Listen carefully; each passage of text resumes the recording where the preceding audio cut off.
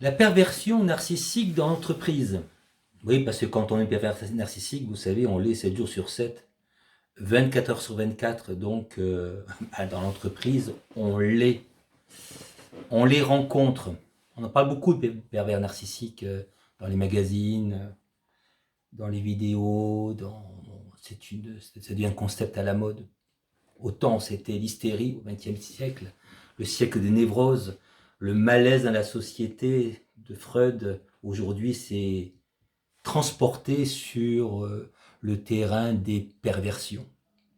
Perversions narcissiques qui naissent sur fond si vous voulez, d'un Oedipe mal résolu et surtout d'une fonction paternelle défaillante, soit parce que les pères ont été absents, soit parce que ils ont été défaillants, par exemple des papas poules, des papas potes, mais pas des pères qui ont supposé l'interdit et décollé l'enfant du rapport fusionnel à la mère. Enfin, en tout cas, le fait est qu'il y a probablement et manifestement un développement de ce désordre mental, de cette pathologie parmi nos contemporains.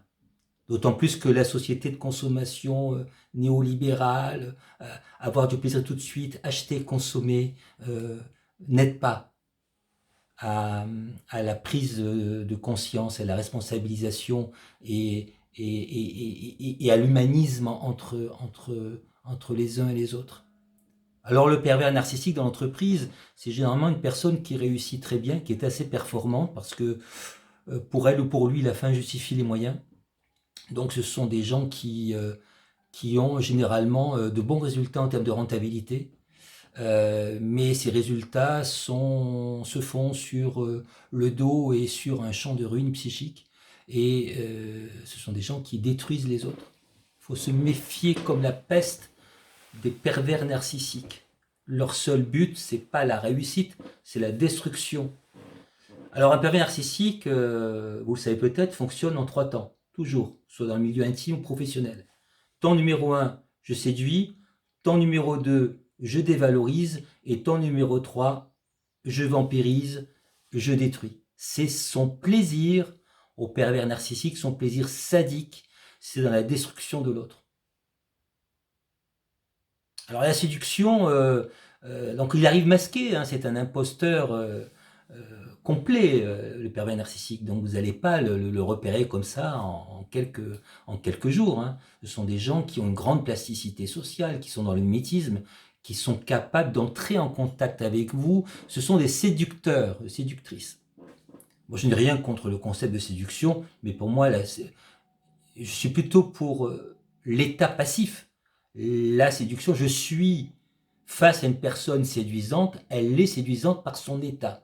Mais dans le milieu professionnel, si je suis face à une personne qui est en acte de séduction, je dis prudence, vigilance, c'est pas normal. On n'a pas à séduire en milieu professionnel, qui vient du latin séducere, détourner de son chemin. C'est un signe, c'est un mauvais signe, les personnes qui veulent séduire. En tout cas, c'est l'arme première du pervers narcissique.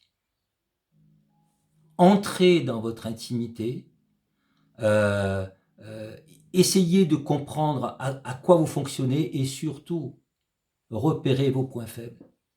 Parce que ces points faibles vont lui servir bien sûr de levier pour les phases de dévalorisation et de destruction.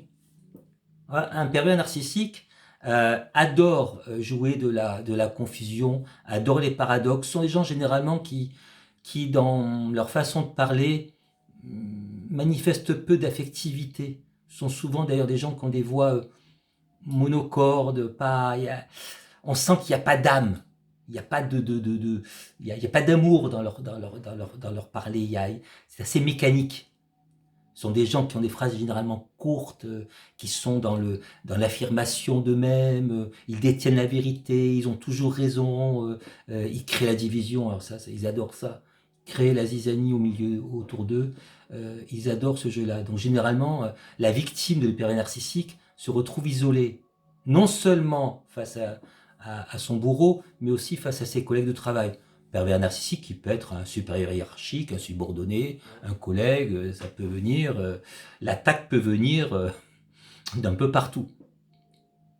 Voilà, ce sont des gens qui manient le paradoxe, qui manient le mensonge. Le mensonge, et puis qui sont prêts à vous dire du jour au lendemain, ah non, moi j'ai jamais dit ça, non, non, mais vous rigolez. Bien sûr que, alors dans la phase de dévalorisation, ça va être des reproches.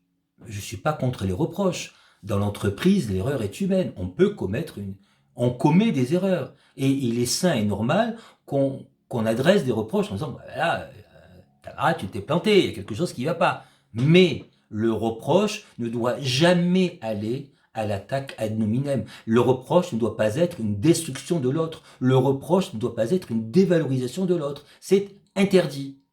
Il n'y a aucune raison de dévaloriser une personne et de l'humilier. Sauf à ce que ce reproche émane d'un pervers narcissique, puisque c'est sa façon de fonctionner. Il ne se rend même pas compte. D'ailleurs, ce sont des gens qui ne poussent jamais la porte d'un cabinet de psy, parce qu'ils ne sont pas conscients de ce qu'ils sont. Ou ils ont tellement peur de ce qu'ils sont dans la haine destructrice. Donc, soyez extrêmement vigilants. Alors, si jamais vous êtes pris pour cible, que faire? Surtout ne pas vous soumettre, parce que là, c'est la mise à mort. Oh, alors vous partez en congé maladie, mais si vous revenez et il ou elle est toujours là, la tyrannie continuera. Fuir, oui, fuir, bien sûr, c'est toujours une bonne tactique. Encore faut-il trouver un autre job, une autre façon de travailler, un autre espace. C'est pas évident. La troisième voie, c'est d'abord de ne pas rentrer dans son jeu en montrant que vous n'êtes pas dupe, ponctuer vos phrases par un petit sourire pour montrer que vous n'êtes pas affecté dans votre âme par ces attaques. Ne jouez pas d'agressivité, parce que il ou elle est beaucoup plus forte que vous à ce jeu-là. Restez toujours poli, ça veut dire qu'il faut rester maître de vos émotions. Et puis voilà, et puis croisez les doigts en espérant que elle se détourne de vous, puisque vous ne montrez pas finalement de faiblesse, de soumission, et se détournera de vous, cette personne. C'est difficile parce que généralement on est mis au placard, ou alors on est noyé par des tâches. Même moi, j'ai vu des gens se voir affecter des tâches où on savait pertinemment qu'ils n'avaient pas la compétence pour le faire, juste par plaisir sadique de les voir échouer. Voilà, c'est vraiment un grand problème de perversion narcissique, surtout au milieu professionnel. Donc surtout, ne restez pas seul et croyez en vous. On en reparlera des perversions narcissiques. C'est vraiment un grand problème de société aujourd'hui. À bientôt, au revoir.